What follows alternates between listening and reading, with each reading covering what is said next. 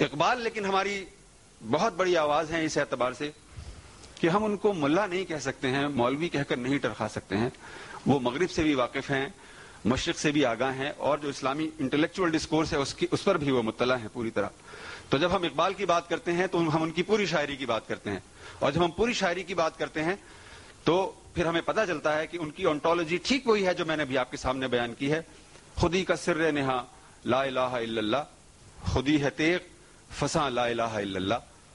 اور اقبال نے جو ایپسٹیمولوجی ہے ماڈرن ویسٹ کی، اس پر بہت شدید اعتراضات کیے ہیں انہوں نے، اور کہا ہے کہ محسوس پر بنا ہے علوم جدید کی.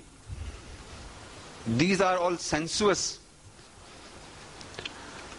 اس دور میں ہے شیشہ عقائد کا پاش پاش، دانش حاضر حجاب اکبرست، بت پرست و بت فروش و بت گرست. پوری ماڈرن ویسٹرن ایپسٹیمولوجی کو ایک طرف رکھ دیتے ہیں. دانش حاضر حجاب اکبرست، آپ سمجھ رہے ہیں یہ ایکسس ہے؟ یہ ایکسس نہیں ہے، پردہ ہے. ماڈرن ویسٹرن فریم ورک پردہ ہے حقیقت کے اور آپ کے درمیان. یہ اقبال کہہ رہے ہیں، میں نہیں کہہ رہا ہوں. دانش حاضر حجاب اکبرست، بت پرست و بت فروش و بت گرست. یہ بت بناتی ہے، بت بیچتی ہے اور بتوں کی پوجا کرتی ہے. اور اس کی تفصیلات ہے لیکن تفصیلات میں جانے کا وقت نہیں ہے. تو یہ لیکن ہماری ذہنی حالت یہ ہے کہ جب ہم اس پر بات کرتے ہیں تو بس وہ سیموئل ہنٹنگٹن کو ہم لے کر بیٹھ جاتے ہیں اور سمجھتے ہیں کہ بھئی یہ مسئلہ یہاں سے پیدا ہوا اور اس کے پیچھے امپیریلسٹک ڈیزائن ہوں گے. اس سے کوئی انکار نہیں کر سکتا. ان کا کیا مقصد ہے، انہوں نے یہ کیوں فارمولیٹ کیا ہے، اس کو سمجھنا ضروری ہے، سمجھنا چاہیے اس کو. وہ کس طرح ڈومینیٹ کرنا چاہ رہے ہیں، ان کی پالیسیز کیا ہیں، اس کا کیپٹلزم سے کیا تعلق ہے، ہمیں جاننا چاہیے. لیکن کسی ہمارے ایک بہت ہی خوبصورت شاعر ہوئے ہیں رئیس فروغ، ان کا کہنا ہے، ان کا ایک شعر ہے جو میں اکثر کوٹ کرتا ہوں کہ محض خیالات کی سملیرٹیز سے کچھ نہیں ہوتا ہے. ان کا ایک بہت ہی خوبصورت شعر ہے، انہوں نے کہا ہے کہ سب لوگ گھومنے کو نکلتے ہیں شام سے، جنات اپنے کام سے، ہم اپنے کام سے. تو وہ کسی چیز کو کیوں فارمولیٹ کر رہے ہیں اور اس سے کیا مقاصد حاصل کرنا چاہتے ہیں، یہ ان کا مسئلہ ہے، ہمیں وہ بھی سمجھنا چاہیے. لیکن جو ہمارا اپنا تھیوریٹیکل ڈسکورس ہے، جو ہمارا ہسٹوریکل ڈسکورس ہے، ہم اگر اس سے مطلع اور آگاہ نہیں ہیں تو یہ ذہنی اعتبار سے، انٹلیکچوئل اعتبار سے کوئی اہم بات نہیں ہے. اور یہ جو کلیش کی ہم بات کرتے ہیں تو اس سے مراد جھگڑا تو نہیں ہے. ہم چاہتے ہیں کہ ہمارے ڈفرینسز واضح ہوں، مجھے پتا ہو کہ آپ کے اور میرے درمیان کیا ڈفرینس ہے، اور ہم ان ڈفرینسز کو تسلیم کریں. آئیے آپ کا ڈفرینس میں تسلیم کرتا ہوں، آپ میرے ڈفرینس تسلیم کریں. میں آپ کے تصور زندگی کو مانتا ہوں، آپ بھی میرے تصور زندگی کو مانیں. میں آپ کی آنٹولوجی کا قائل ہوں، مجھے اس سے کوئی شکوہ شکایت نہیں ہے، آپ میری آنٹولوجی کو مانیں. میں آپ کی ایپسٹیمولوجی کو نہیں چھیڑتا ہوں، آپ میری ایپسٹیمولوجی کو نہ چھیڑیں. تو یہ سارے کانسیپٹس، یہ بیسک کانسیپٹس آپ تسلیم کریں کہ ہاں آپ کے یہ کانسیپٹس ہیں اور آپ ان کے مطابق انفرادی اور اجتماعی زندگی بسر کرنے کے لیے آزاد ہیں.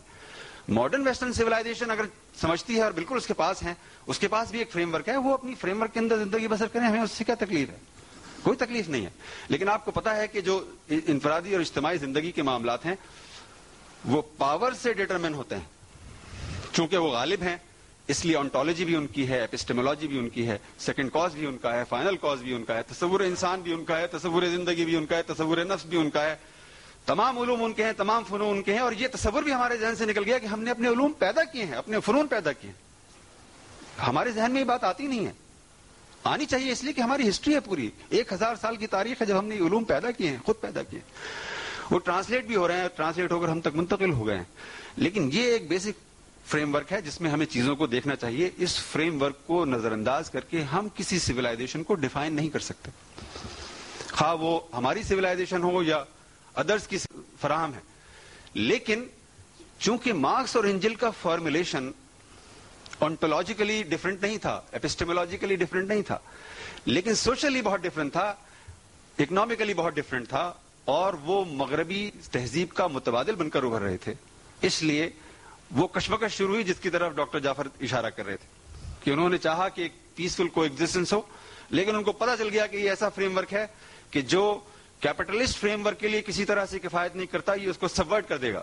چنانچہ وہ ایک محاذ بنا کر کھڑے ہو گئے اور پھر ہم نے 70 سال کی وہ سر جنگ بھگتی کہ جس میں دنیا تقسیم ہوئی 2 دھڑوں کے درمیان، 2 کیمپوں کے درمیان. ایک کیپٹلسٹ کیمپ تھا، ایک سوشلسٹ کیمپ تھا.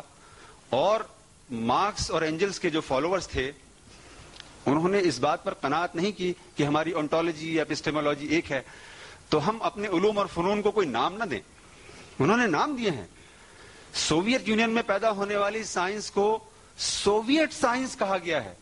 یہ میں تحریری ایویڈنسز کی بات کر رہا ہوں, اس کو آپ یہ نہ سمجھیے گا کہ میرا خیال ہے, تحریری ایویڈنس کی بات کر رہا ہوں. سوویت سائنس کہا ہے انہوں نے کہا ہے یہ مارکسسٹ لٹریچر ہے, یہ شاعری اور ادب کا مارکسسٹ کانسیپٹ ہے, اور مجھے اس پر کوئی اعتراض نہیں ہے, ٹھیک ہے, ان کو یہ حق تھا, انہوں نے یہ کہا. یا انہوں نے کہا کہ یہ کیپٹلسٹ سوشیولوجی نہیں ہے, یہ مارکسسٹ سوشیولوجی ہے, اور بالکل ٹھیک کہا انہوں نے, کیونکہ ان کا جو ونٹیج پوائنٹ تھا جہاں سے وہ دنیا کو دیکھ رہے تھے انسان کا معاشی مسئلہ متعین کر کے, ان کو حق تھا کہ وہ پوری دنیا کو, پوری کائنات کو اس اعتبار سے دیکھیں. ہما بقائی صاحبہ نے ایک بہت اچھی اصطلاح استعمال کی, انہوں نے کہا کہ یہ مسئلہ ورلڈ ویو کا ہے.